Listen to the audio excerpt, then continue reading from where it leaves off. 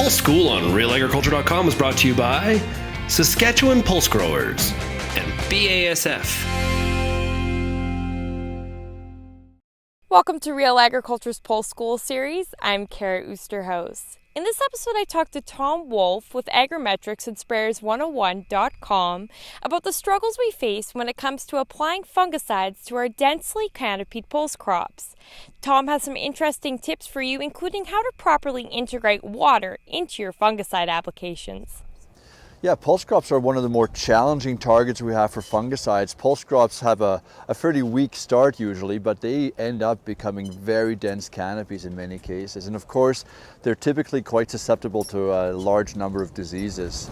So we do have a pretty big challenge getting the spray into those pulse crops in many circumstances. What recommendations do you give producers that are looking to put fungicide on their pulse crops? Yeah, so obviously they're going to be consulting with their agronomist and making sure that their disease is there and it's properly identified. They've got all the thresholding work done and the timing is set.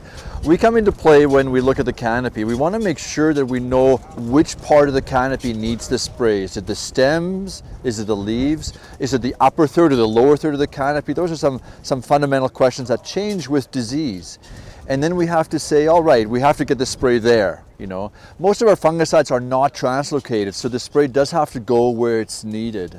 So what I'll typically have a customer do is I'll say, why don't you walk the field with me? We'll walk and we'll have a look straight down into the canopy. We now know where the spray has to go. Can we see that part? If it's visible to us, then it's usually pretty easy for the spray to hit it. We're talking really about the top third of the canopy.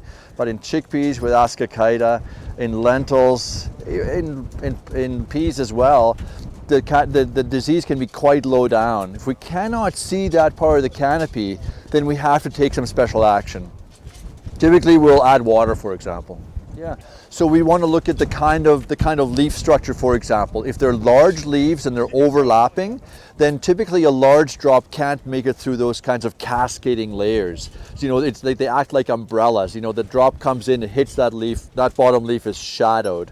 So we have to spray slightly finer droplets in those situations so that the droplets can move around the targets and gradually work their way to the bottom of a canopy. This is very common in our densely later season, our dense canopies with later season sprays. So in that case, we'd probably like to slow down a little bit.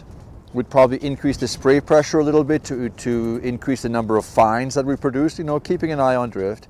And very importantly, we'd add water volume. We'd move from, you know, a 15-gallon normal water volume, perhaps all the way up to a 20 or a 25-gallon volume, depending on the canopy. If you have to get deep into a canopy, really the best way to do it is with water. Well, you know, I would say one last thing that's probably important is timing. Most of our crops, the fungicide timing is pretty important. If we miss a window, it might be too late, and many of our fungicides aren't curative, they're protective. So you have to hit that window just right.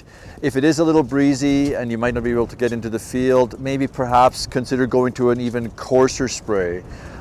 That's actually been shown to be effective in our trials. A coarse spray lets you put the spray on at the right time, and it'll still work quite well with enough water.